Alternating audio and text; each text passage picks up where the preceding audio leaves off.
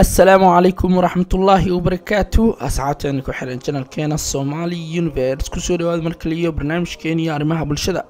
أسبوعا برنامج كينا وحن كسو قادن درنا هاويني فرنسيسة وقادتي دينة إسلامك تاسو أركتي معجزة ربانية بس انت أنا قد قلين كون برنامج كينا هديم تاني تايب وقشدة كوري سي channelك فضلا هايلو الناس سبسكرايب صارتو أنكم التوبتن كنوتيفيكيشن سي كسو قاران فيديو دي قدام بي أنسو أبلود قارانو مع السنة.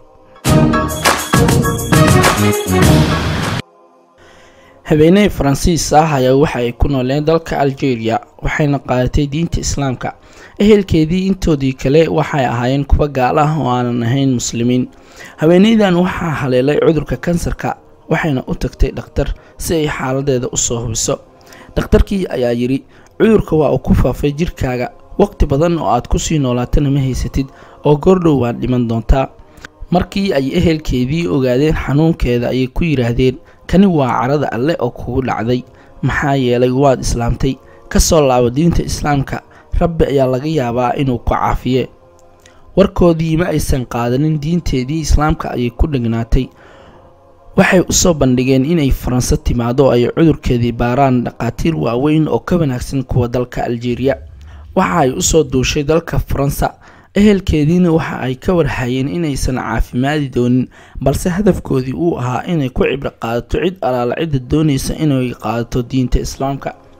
haweeneydii ay u wadeen kaniisadaha ayaga oo leh sidaan oo kale ayaa u dambeyn doonta qof walba oo qaata diinta islaamka.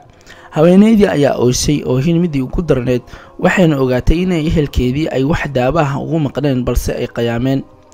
kadib ayaa waxay ku soo laabatay dalka Algeria ayadoo dhimashadeeda ku sugaysa diinteeda islaamka. maalin maalmaha kamid ah ay ku fikirtay hadii ay dhimato ehelkeeda iyo qof walba oo ku cibir qaadan lahaa diinta islaamka wax xun ay ka aaminayaan oo waxay leeyihiin diinta islaamka ay gashay si xun ayayna u dhimatay.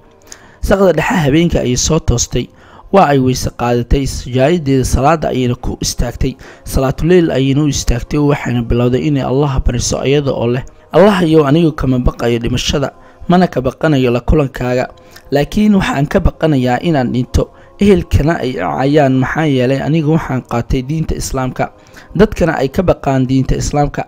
rabbi oo i caafi oo i dabiib say u arkaan awooddaada iyo naxariistaada dadkana ay u soo qaataan diinta islaamka anigana aan sabab u noqonin in ay dadku ka cararaan diinta islaamka.